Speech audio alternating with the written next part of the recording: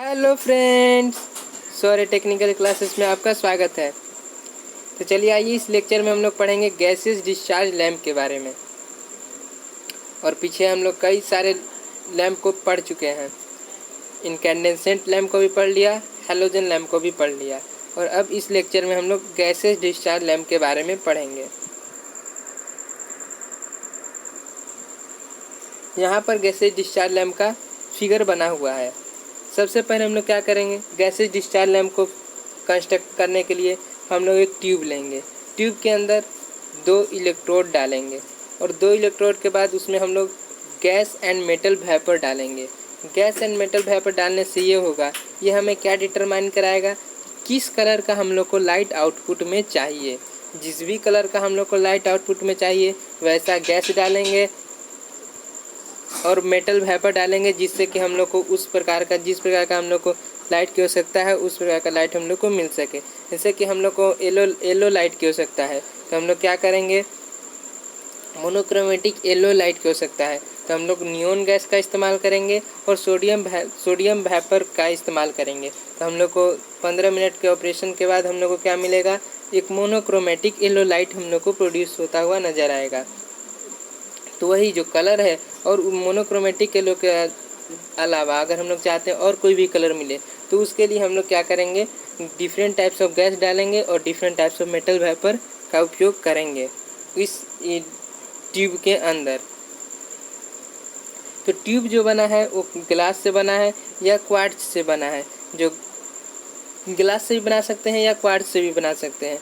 Quartz जैसा कि हम लोग ने पिछले लेक्चर में पढ़ लिया था, क्वार्ट्ज क्या होता है, क्वार्ट्ज एक ट्रांसपेरेंट सिलिका होता है और ये किससे बना होता है, प्योर सिलिकॉन डाइऑक्साइड से बना हुआ रहता है।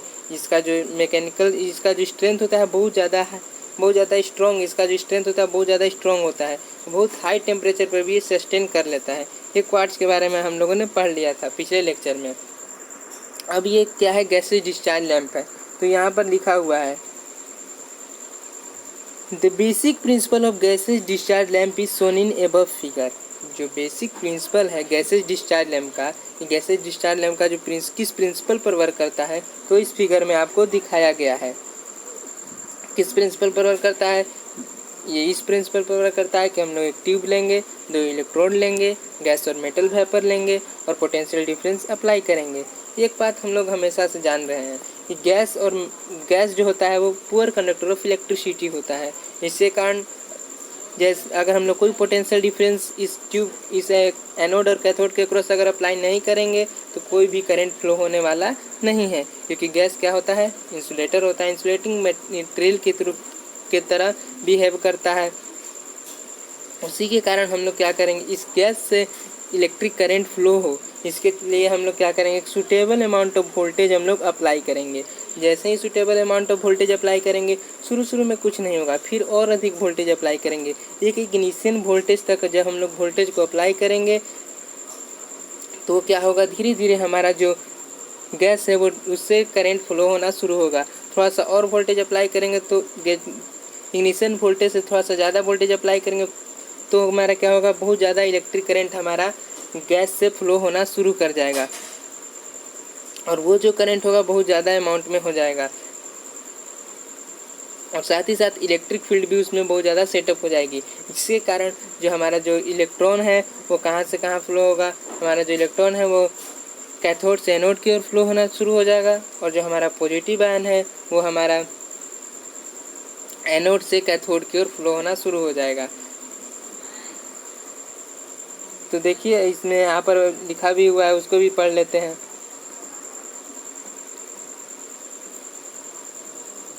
Gaseous are normally poor conductor at atmospheric and higher pressure. तो हमने अभी बताया कि गैस क्या होता है, पुअर कंडक्टर ऑफ इलेक्ट्रिसिटी होता है कहाँ पर, जब एक नॉर्मल एटमॉस्फेरिक प्रेशर पर, और एक नॉर्मल एटमॉस्फेरिक प्रेशर पर क्या होता है, एक पुअर कंडक्टर ऑफ इलेक्ट्रिसिटी होता है। But application of suitable voltage, लेकिन अगर हम लोग जैसे जैसे सुटेबल वोल्टेज का अप्लाई करते जाते हैं, एक सुटेबल वोल्टेज जिसको हम लोग इग्निशन वोल्टेज कहते हैं, तो धीरे धीरे क्या होता है, उससे उस डिस्चार्ज ट्यूब में जो गैस है उससे भी धीरे धीरे करंट फ्लो होना शुरू कर देता है। लेकिन वो करंट बहुत ही छोटा अमाउंट रहता है और उसमें बहुत ज़्यादा करंट फ्लो करवाने के लिए और ज़्यादा वोल्टेज की आवश्यकता पड़ती है, और वो जो और ज़्यादा वोल्टेज होता है हम लोग अप्लाई करेंगे उसी पोटेंशियल डिफरेंस उसी बैटरी के द्वारा चाहे एसी सोर्स के द्वारा, और जैसे जैसे वोल्टेज का अमाउंट बढ़ाएंगे वैसे वैसे हमारा करंट का भी अमाउंट बढ़ते जाएगा। लेकिन एक निश्चित अमाउंट ऑफ वोल्टेज पर हमारा जो करंट होगा पूरी तरीके से हमारा डिस्चार्ज ट्यूब में क्या होने लगेगा, एक बहुत ज़्यादा करंट फ्लो होने लगेगा, मतलब कि पूरा जो गैस है वो आयोनाइज हो जाएगा और बहुत large amount of current flow होना शुरू कर देगा। हाँ तो देखिए, डिस्चार्ज थ्रू द गैस से क्या होने लगेगा, डिस्चार्ज होने लगेगा। जब हम लोग इनिशियल वोल्टेज पर अप्लाई करेंगे तो धीरे धीरे गैस से इलेक्ट्रिक करंट फ्लो होना शुरू हो जाएगा। गैस से डिस्चार्ज, गैस का जब डिस्चार्ज होगा उससे धीरे धीरे करंट फ्लो होना लगेगा, तो उसमें से क्या प्रोड्यूस होगा, इलेक्ट्रोमैग्नेटिक रेडिएशन फ्लो होगा, प्रोड्यूस होगा when full voltage is apply. और जब हम लोग पूरा वोल्टेज अप्लाई कर देंगे तो क्या हो जाएगा, एनोड से कैथोड पर इलेक्ट्रिक फील्ड बहुत ज़्यादा सेटअप हो जाएगा, और जिसके कारण क्या हो जाएगा, the flow of electricity through a gas inside the tube is called gases discharge. हाँ, अब इसी को हम लोग गैसेज डिस्चार्ज कहते हैं। जब गैस से उस ट्यूब के अंदर जितना भी गैस है सारे गैस के पार्टिकल से इलेक्ट्रिक करंट फ्लो होना शुरू कर दे तो हम लोग उसी प्रक्रिया को, उसी प्रोसेस को गैसियस डिस्चार्ज कहते हैं। गैस से पूरी तरीके से इलेक्ट्रिक करंट फ्लो होने लगे तो उसे हम लोग क्या कहते हैं, इलेक्ट्रिक फील्ड उसमें क्रिएट हो और पूरी तरीके से इलेक्ट्रिक करंट फ्लो होने लगे तो उसे हम लोग गैसेज डिस्चार्ज कहते हैं। जो इलेक्ट्रॉन कहाँ से फ्लो होगा, तो इलेक्ट्रॉन फ्लो होगा कैथोड से एनोड की ओर, और पॉजिटिव आयन फ्लो होगा एनोड से कैथोड की ओर। ये हम लोग जानते हैं। तो चलिए अब आगे देखते हैं।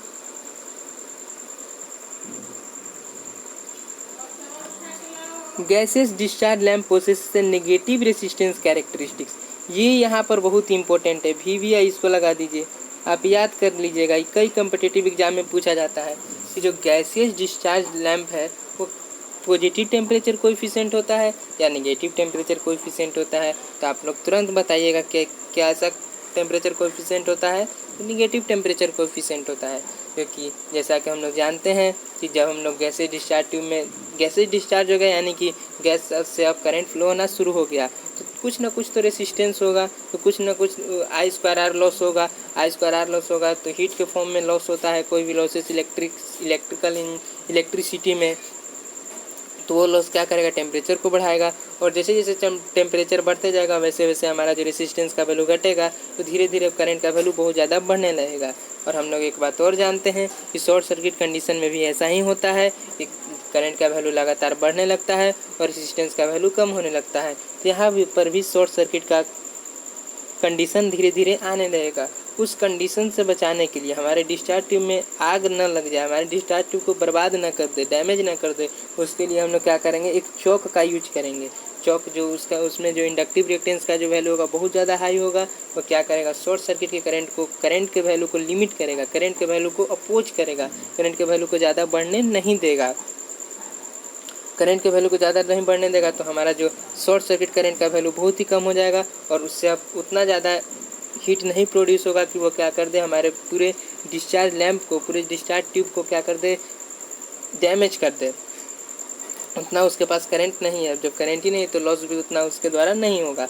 वही है, चौक का इस्तेमाल किस लिए करते हैं, चौक का इस्तेमाल दो चीज़ के लिए करते हैं। पहला, it provide ignition voltage initially, ये तो अभी नहीं बताया, हमने ये बताया। It also limit current, current कैसे लिमिट करेगा तो आपको पता चल गया। अब ये क्या करेगा, it provide ignition voltage initially में उसको इग्निशन वोल्टेज चाहिए, तो इग्निशन वोल्टेज किससे मिलेगा, कैपेसिटर के पास इंडक्टिव रिएक्टेंस बहुत ज़्यादा है, अपने क्रॉस वोल्टेज ड्रॉप कराएगा, और ये जो वोल्टेज ड्रॉप होगा कहाँ पर चला जाएगा, वो जो एनोड और कैथोड के क्रॉस चला जाएगा, इस ट्यूब के क्रॉस चला जाएगा, और ये पूरा खर्च हो जाएगा किसमें, गैस को डिस्चार्ज कराने में, गैस से इलेक्ट्रिक करंट फ्लो करवाने में। उसका वोल्टेज जो चौक के क्रॉस वोल्टेज ड्रॉप हुआ वो पूरा वोल्टेज उसके गैस को डिस्चार्ज कराने में चला जाएगा, गैस से पूरी अच्छी तरीके से इलेक्ट्रिक करंट फ्लो करवाने में चला जाएगा। अब चूंकि हम लोग चौक का इस्तेमाल किए और ये इंडक्टर है तो पावर फैक्टर को क्या कर देगा, लैगिंग कर देगा, पावर फैक्टर के वैल्यू को कम कर देगा। जैसे जैसे पावर फैक्टर का वैल्यू कम होगा तो हम लोग के लिए करंट का वैल्यू बहुत ज़्यादा बढ़ाना होगा, क्योंकि हम लोग जानते हैं I = P/V × cos φ होता है, और मोटा वायर की आवश्यकता पड़ेगी। जो कि अनइकोनॉमिकल हो जाएगा। इसी कारण हम लोग क्या करेंगे, कैपेसिटर का यूज करेंगे। सप्लाई वोल्टेज के पैरेलल में हम लोग कैपेसिटर का यूज करेंगे, जो कि पावर फैक्टर के वैल्यू को बढ़ा देगा। और जब पावर फैक्टर का वैल्यू बढ़ जाएगा तो हमारा जो cos फाई का पावर फैक्टर का वैल्यू बढ़ गया तो हमारा करंट रिक्वायरमेंट बहुत कम हो जाएगा, क्योंकि जो पोटेंशियल डिफरेंस बैटरी के द्वारा अप्लाई किया और एनोड और कैथोड तक जो कनेक्ट किए हैं वायर, उसमें करंट का वैल्यू बहुत ही कम हो जाएगा, क्योंकि I = P/V cos फाई होता है। और cos फाई का वैल्यू बढ़ जाएगा कैपेसिटर लगाने से, तो उस वायर से जो करंट फ्लो होगा कम फ्लो होगा, तो हम लोग को बहुत मोटा तार की आवश्यकता नहीं पड़ेगी, जो कि अनइकोनॉमिकल नहीं होगा। इसलिए हम लोग क्या करेंगे, बहुत ही हाई पावर फैक्टर बनाएंगे, और उस हाई पावर फैक्टर को बनाने के लिए हम लोग कैपेसिटर का यूज करेंगे। ये आज का था हमारा gases discharge lamp, gases discharge tube था। अब इसी प्रिंसिपल पर वर्क करेगा कौन कौन, sodium vapour lamp, mercury vapour, high pressure mercury vapour lamp, low pressure mercury vapour lamp, ये सारा उसी प्रिंसिपल पर वर्क करेगा। अब धीरे धीरे हम लोग आगे की ओर प्रोसीड करेंगे, और नेक्स्ट लेक्चर में हम आपको बताएंगे सोडियम वेपर लैम्प के बारे में, क्या होता है, उसका कंस्ट्रक्शन, उसका वर्किंग, ये सारी चीज़ों के बारे में बताएंगे। आज के लिए इतना ही। Thank you. इस चैनल पर अगर आप नए हैं तो इस चैनल को लाइक कीजिए, शेयर कीजिए और सब्सक्राइब करना ना भूलिए। Thank you.